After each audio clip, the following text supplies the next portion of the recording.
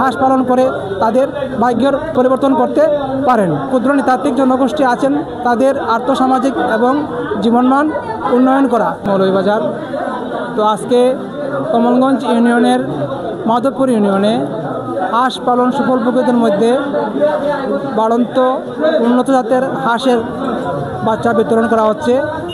এটা হচ্ছে গণপ্রজাতন্ত্রী বাংলাদেশ সরকারের মৎস্য প্রাণী সম্পদ মন্ত্রণালয়ের অধীনে প্রাণী সম্পদ অধিদপ্তরের মাধ্যমে বাস্তবায়নাধীন সমতল ভূমিতে বসবাসরত ক্ষুদ্র জনগোষ্ঠীর ক্ষুদ্র নৃতাত্ত্বিক জনগোষ্ঠীর জীবনমান উন্নয়নের জন্য সমন্বিত প্রাণী সম্পদ উন্নয়ন প্রকল্প।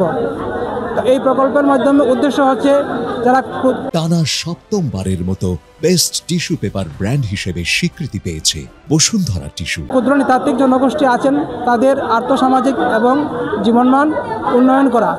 ইতিমধ্যে তাদেরকে প্রশিক্ষণ প্রদান করা হয়েছে এবং আমাদের প্রাণী সম্পদ বিভাগ এবং আমাদের উপজেলা ভেটেরিনারি হাসপাতাল সবসময় আমরা সুফল প্রকৃতির পাশে আছি, যাতে তারা এই হাঁস পালন করে তাদের ভাগ্যের পরিবর্তন করতে পারেন।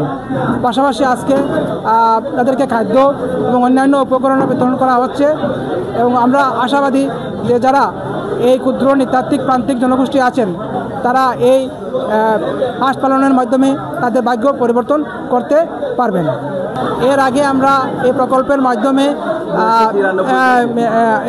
সফল প্রকৃতির মধ্যে উন্নত জাতের বাড়ন্ত মুরগির বাচ্চা এবং ষাঁড় বাছুর বিতরণ করা হয়েছে এবং আগামীতে আমরা এই যে বকনা বিতরণ রয়েছে, এটা আমরা আগামীতে আমরা বকনা বিতরণও করব।